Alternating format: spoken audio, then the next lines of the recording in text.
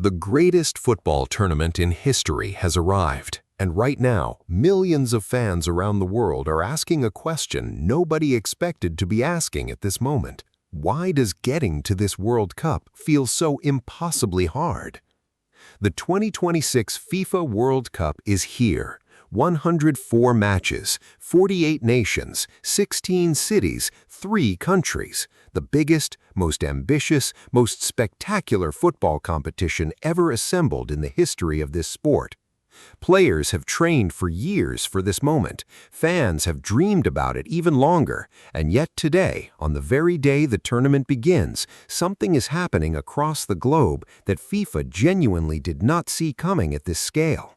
From Europe to Asia, from South America to Africa, from the streets outside the stadiums to the living rooms of people who cannot afford to leave them. A wave of frustration, confusion, and raw disappointment is building around this tournament, and it is growing louder by the hour. Stay with us, because the story of what ordinary football fans are experiencing right now, trying to reach this World Cup, trying to afford it, trying simply to be part of it, is one of the most important stories this tournament has produced. And before this video ends, you will understand exactly why FIFA is facing a backlash it did not prepare for. If this is your first time here and you care about the real stories behind the world's greatest football tournament, subscribe right now and hit that notification bell.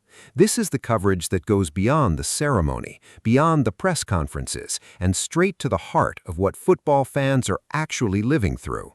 Do not miss a single moment of what is coming. Subscribe now.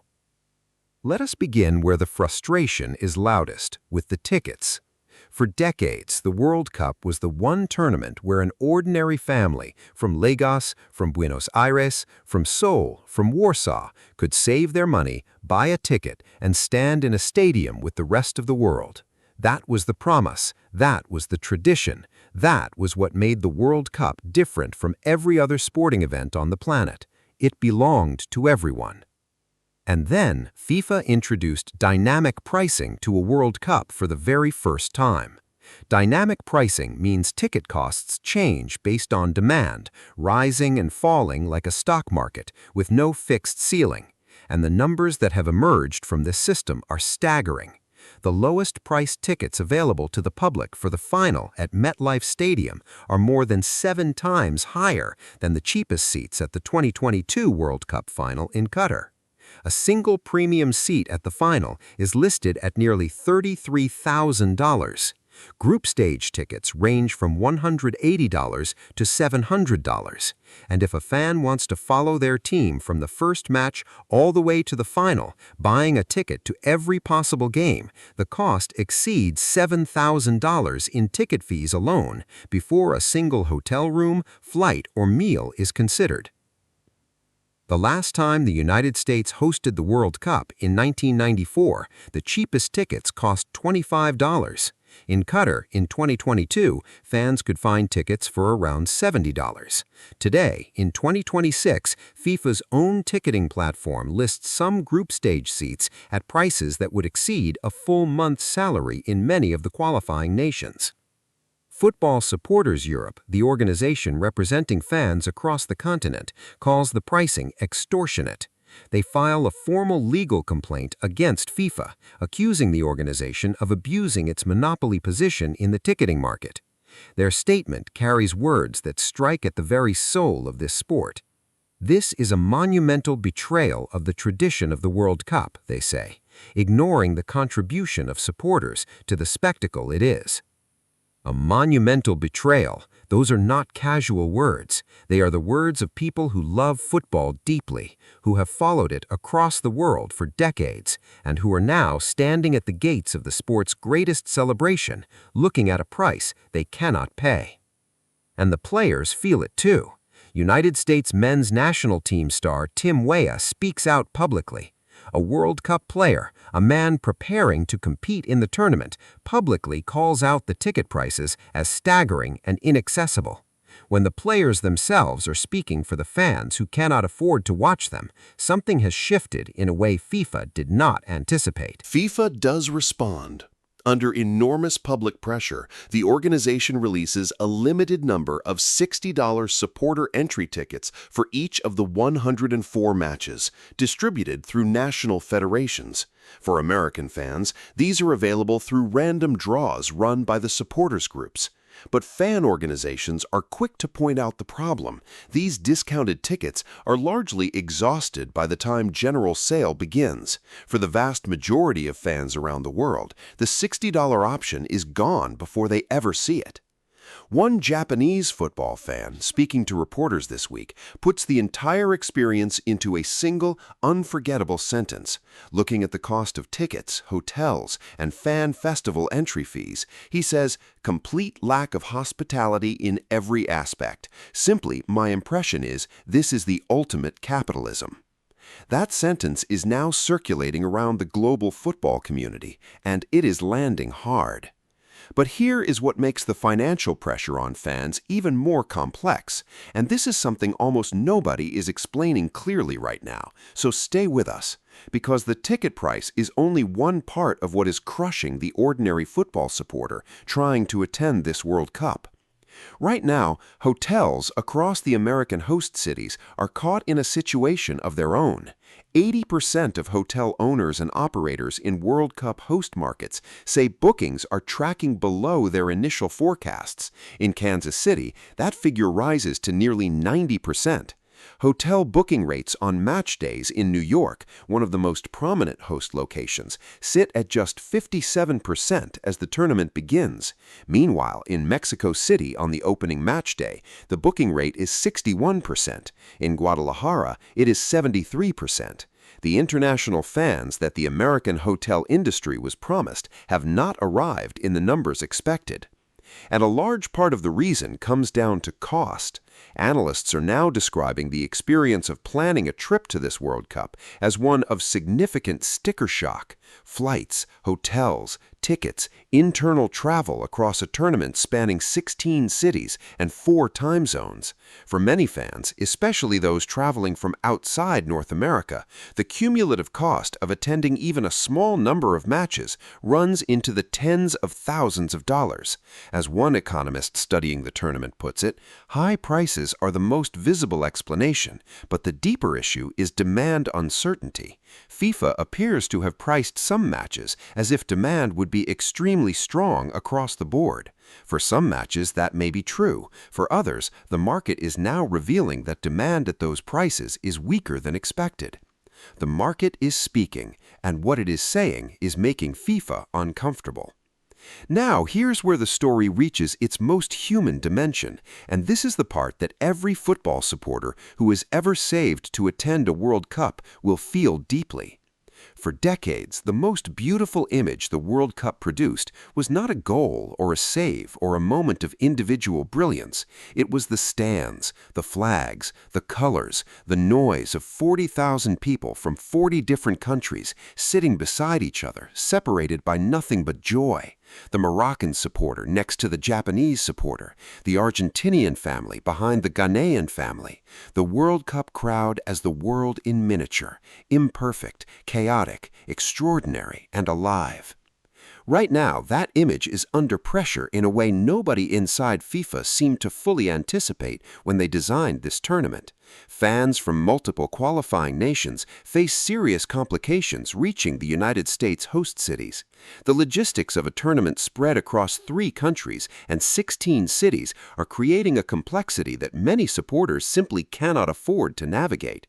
And the result is that some of the most passionate fan communities in world football, the supporters whose noise and color and heart make a World Cup what it is, are watching from home. A German football fan, Tom Roeder, speaks to reporters about his decision not to travel to the United States for matches. He says, "I'm afraid I might not be allowed into the country, simply. I've decided to fly to Canada at most." His situation is not unique. Across Europe, fan communities are grappling with a tournament that, for all its spectacle, feels harder to reach than any World Cup in living memory. You are watching this story build in real time, and there is more to come that every football fan deserves to know. If you want to be here for every chapter of this tournament's real story, subscribe right now. We are not just covering the matches, we are covering the experience of the fans who make those matches matter. Hit that subscribe button and turn on your notifications because the most important moments of this World Cup are still ahead, and we will be here for every single one. Now here is the part of the story that FIFA's own numbers make inescapable. Because the financial backlash is not just coming from fans on social media and fan organizations filing legal complaints, it is coming from inside the system itself. The Attorneys General of New York and New Jersey launch a formal investigation into FIFA's ticketing practices, examining whether the organization has behaved as a monopoly in the way it has priced and distributed tickets. The investigation carries real legal weight. FIFA's response is that it is adapting to market rates in the United States, that dynamic pricing is necessary to combat the secondary resale market, that the strategy is working. But on the resale platforms, prices are falling. A ticket to Saudi Arabia versus Cabo Verde that was selling for over $400 in October is now available for around $160. Prices across almost all American-hosted games have dropped by an average of 24% over the past month alone. Many matches are seeing falls of more than 50%. The strategy of high prices to suppress resale has, in many cases, produced a different result. It has suppressed demand itself. FIFA does make some moves. It introduces supporter entry tickets at $60. It releases some blocks of lower-priced seats in response to public pressure. It points to 5 million ticket requests across 200 countries as evidence of the tournament's global appeal. And in truth, there is genuine demand, record demand, in fact, for the marquee matches: Brazil versus Morocco, Argentina versus Algeria, the United States opener. The games involving the world's most beloved national teams are drawing extraordinary interest. But the gap between what this World Cup promised and what many fans are experiencing is wide, and it is being felt not just in the finances, but in the atmosphere. The World Cup's greatest gift to football has always been the globalization of its crowd, the sense that for 5 weeks the planet gathers in one place.